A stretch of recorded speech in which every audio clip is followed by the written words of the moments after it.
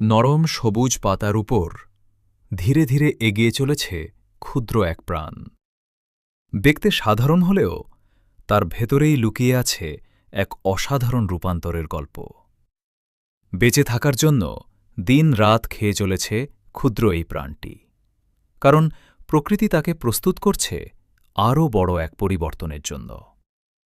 ধীরে ধীরে তার শরীর থেকে বের হতে শুরু করল সূক্ষ্ম রেশম সুতো।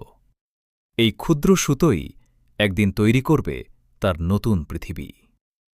অবিরাম পরিশ্রমে সে নিজের চারপাশে তৈরি করছে এক রহস্যময় আবরণ।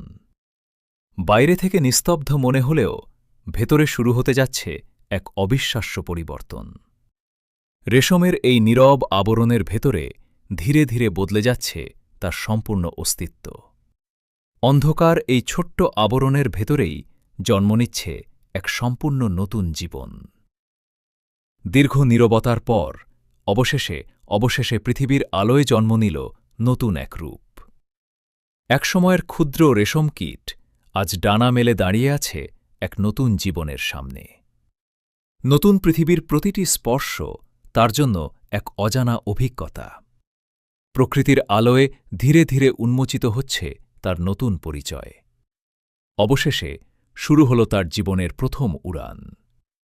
জন্ম, পরিবর্তন আর নতুন জীবনের আহ্বান, এইভাবেই প্রকৃতি নিঃশব্দে লিখে চলে তার অনন্ত রূপান্তরের গল্প।